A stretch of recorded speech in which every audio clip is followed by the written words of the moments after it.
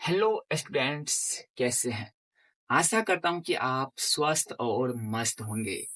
आपने पहला वीडियो देख लिया होगा।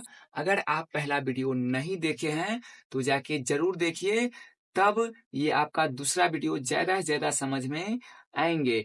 आपको हम पहले वीडियो में समकोण त्रिभुज के बारे में मैंने भली भांति बताया, जिसे हम एक बार और दोहराना चाहेंगे। समकोण त्रिभुज में हम ये बताए कि जिस त्रिभुज का एक कोण 90 डिग्री के बराबर हो उसे हम समकोण त्रिभुज बोलते हैं, और 90 डिग्री के सामने वाली भुजा को हम कर्ण कहते हैं। उसे हम एच से भी सूचित करते हैं। और थीटा थीटा के सामने वाली भुजा को हम लंब बोलते हैं, उसे हम परपेंडिकुलर बोलते हैं, जिसे हम पी से भी डिनोट करते हैं। और जो बच गया उसे हम आधार कहते हैं, जिसे हम बेस भी कहते हैं और बी से डिनोट करते हैं। मैंने एक प्रश्न को दिया था, आज वो प्रश्न हम देखते हैं, और उससे सारे प्रश्न आपको भी बनना स्टार्ट हो जाएंगे। इस दो प्रश्न को आप बार बार रिवीजन करें, रिपीट करें, जिससे आने वाले प्रश्न भी बनेंगे और इससे रिलेटेड जितने भी प्रश्न होंगे वो भी बनने वाले हैं। आइए हम इस प्रश्न को देखते हैं। मैंने इन सभी सूत्र को भी उस रोज बताया,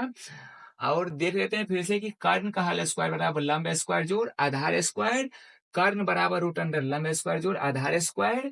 लंब बराबर रूट अंडर कर्ण स्क्वायर माइनस आधार स्क्वायर। आधार बराबर रूट अंडर कर्ण स्क्वायर माइनस आधार स्क्वायर। यहाँ से त्रिकोणमिति का स्टार्टअप होता है। अगर आप यहाँ इस सूत्र को याद रखते हैं तो इससे संबंधित सारे प्रश्न बनने वाले हैं। देखते हैं इस क्वेश्चन को हम कैसे बनाते हैं। आप लोग भी देखिए और सीखिए। यहाँ पे दिया गया था कि एक समकोण त्रिभुज एबीसी में, एक समकोण त्रिभुज हमें एबीसी दिया गया है। क्वेश्चन को पढ़ना है और उसके हिसाब से हमें बनाते चलना है। किसी समकोण त्रिभुज एबीसी में एक हमें समकोण त्रिभुज दिया गया है। एक ये समकोण त्रिभुज है एबीसी, जिसका कोण बी समकोण है, जिसका कोण बी समकोण है। तो हमें बी को यहाँ पे देना है, क्योंकि यहाँ पे 90 डिग्री का कोण बनेगा। ये कोण बी है। अब यहाँ पे हम ए दे सकते हैं, या यहाँ पे भी कहीं पे हम दे सकते हैं। यहाँ पे हम सी देंगे। ये कोण बी समकोण है। 90 डिग्री के सामने वाली भुजा को हम कर्ण कहते हैं, इसीलिए ये कर्ण है। इसलिए ये कर्ण है। ये दिया गया है A B. A B A B A B दिया गया है 5। ये हमें 5 दिया गया है। बीसी दिया गया है हमें 12। यहाँ पे ए बी 5 दिया गया है, बीसी दिया गया है 12। हमें ए सी ज्ञात करना है। हमें ए सी ज्ञात करना है, कर्ण ज्ञात करना है। यहाँ पे हम सबसे पहले बनाने के लिए लिखते हैं दिया गया है। यहाँ पे लिखते हैं दिया गया है। दिया गया है। सबसे पहले हम लिखते हैं दिया गया है। दिया क्या गया है कि एबीसी एक समकोण त्रिभुज है। ए बी सी एक समकोण त्रिभुज है। एबीसी एक समकोण त्रिभुज है जिसका कोण बी समकोण है। जिसका कोण बी समकोण है। जिसका कोण बी समकोण है। जिसका कोण बी समकोण है। जिसका कोण बी समकोण है। ज्ञात कर और दिया गया है ए बी। ए बी दिया गया है ए बी बराबर 5। बीसी दिया गया है बीसी बराबर 12। उसके बाद हमें ज्ञात करना है। ज्ञात करना ज्ञात करना है। ज्ञात करना है एसी। हमें एपी ज्ञात करना है। यहाँ से हम हल स्टार्ट करेंगे। हमें कर्ण ज्ञात करना है, तो हमें कर्ण का सूत्र मालूम है। कर्ण का सूत्र मालूम है। कर्ण बराबर होता है रूट अंडर लंब स्क्वायर जोड़ आधार स्क्वायर। कर्ण बराबर रूट अंडर लंब स्क्वायर जोड़ आधार स्क्वायर। ये सूत्र हम लगाएंगे और तुरंत ये बन जाएगा। यहाँ पे देखिए, कर्ण बराबर रूट अंडर लंब स्क्वायर जोड़ आधार स्क्वायर। यहाँ पे और आगे हम देखते हैं लंब। लंब का मान दिया गया है 5। हो गया 5 का स्क्वायर प्लस आधार का मान दिया गया है 12। अब यहाँ पे मैंने कल बताया था कि अगर किसी भी संख्या का हमें वर्ग निकालना हो तो उसी संख्या से हमें गुना करके लिखना होता है। यहाँ पे है 5 का स्क्वायर 25 25 प्लस 12 का स्क्वायर हो जाएगा 144। जब इस दोनों को हम जोड़ेंगे तो 5 4 9, 4 2 6, ये हो जाएगा 1। देखिए 169। कल मैंने बताया था कि 13 को 13 से गुना करते हैं तो ये होता है 169। ये 169 का वर्गमूल निकलेगा 13। तो यहाँ का कर्ण का मान हो गया 13। ये क्वेश्चन हो गया।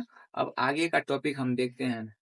तो चलिए आगे का टॉपिक हम देखते हैं, त्रिकोणमितीय अनुपात, जिसे हम टी रेशियो भी बोलते हैं। यहाँ पे 6 सूत्र ऐसे हैं जिससे पूरे त्रिकोणमिति को कवर किया जा सकता है। ये 6 सूत्र आपको दिमाग में बैठा लेना। इसी 6 सूत्र के माध्यम से आप 8.1 बना पाएंगे।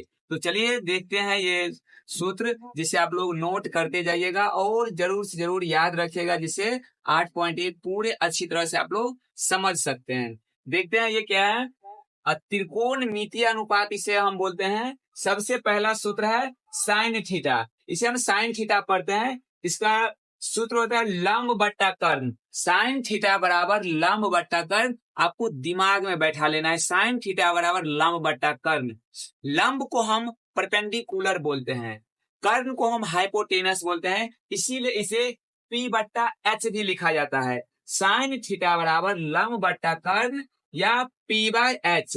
उसके बाद 2 नंबर है कॉस थीटा। कॉस थीटा बराबर होता है आधार बट्टा कर्ण। कॉस थीटा बराबर होता है आधार बट्टा कर्ण। इसे हम B, आधार को हम बेस बोलते हैं, इसीलिए इसे B/H भी लिखा जाता है। उसके बाद है tan थीटा। tan थीटा बराबर होता है लंब बट्टा आधार। tan थीटा बराबर होता है लंब बट्टा आधार। इसे P/B भी लिखते हैं, इसे P/B भी लिखते हैं। अगर आप साइन, कॉस और tan का सूत्र याद कर लिए तो आगे का जो 3 सूत्र है इसके विपरीत है, इसके उल्टा है। अगर आप साइन, कॉस और tan को सूत्र याद करते हैं, साइन का उल्टा होता है कोसेक, कॉस का उल्टा होता है सेक और tan का उल्टा होता है कॉट। देखते हैं कि साइन का उल्टा होता है कोसेक। अगर यहाँ पे है लंब बट्टा कर्ण तो कोसेक का सूत्र होगा कर्ण बट्टा लंब, उल्टा होगा। तो कोसेक थीटा बराबर कर्ण बट्टा लंब H/P, H/P।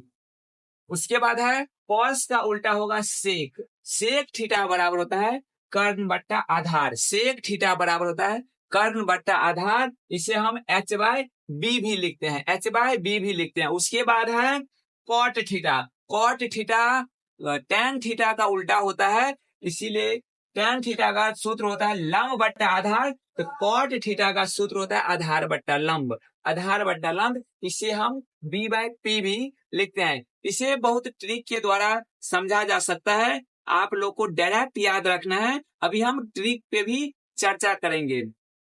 और 2 इंपोर्टेंट सूत्र है जिसे आप अगर याद रखते हैं तो उसे आप पचनमड़ा, दुनमड़ा बनाने में आपको सहूलियत मिलेगा। जैसे पहला है tan थीटा।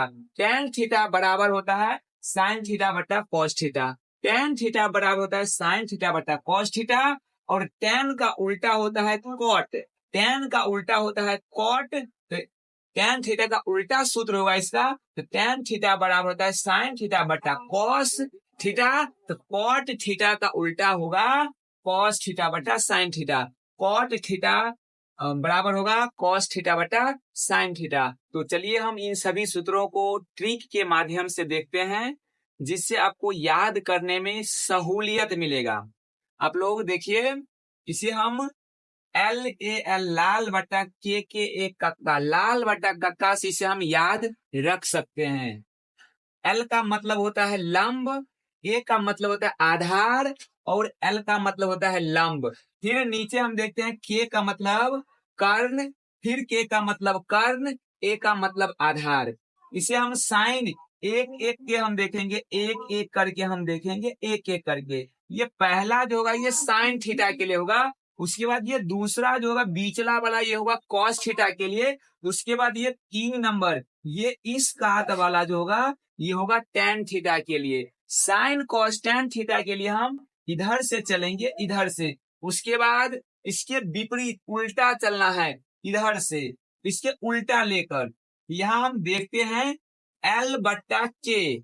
एल बट्टा के को मैंने अलग कर लिया, तो एल का मतलब होता है लंब और के का मतलब होता है कर्ण। तो लंब बट्टा कर्ण हमें साइन थीटा देता है, लंब बट्टा कर्ण हमें साइन थीटा देता है। उसके बाद ए बट्टा के, यहाँ पे मैंने लिख लिया ए बट्टा के। ए का मतलब आधार और के का मतलब कर्ण। आधार बट्टा कर्ण ये कॉस थीटा होता है। पहला होता है साइन थीटा, दूसरा होता है कॉस थीटा और तीसरा होता है टैन थीटा। तो मैंने आधार बट्टा कर्ण ये कॉस थीटा होता है। उसके बाद देखा एल बट्टा ए, यहाँ पे है एल का मतलब हो गया लंब, ए का मतलब हो गया आधार। लंब बट्टा आधार ये हो गया, ये होता है टैन थीटा, ये होता है टैन थीटा। अब हम इसके विपरीत उल्टा देखते हैं। इधर से चलना है और निचल का ऊपर में लिखना है और ऊपर का नीचे में लिखना है। तो यहाँ पे है ए को मैंने ऊपर में लिख दिया और उसके बाद एल को मैंने नीचे लिख दिया। तो ए का मतलब होता है आधार और एल का मतलब होता है लंब। आधार बट्टा लंब कॉट थीटा होता है, आधार बट्टा लंब कॉट थीटा होता है।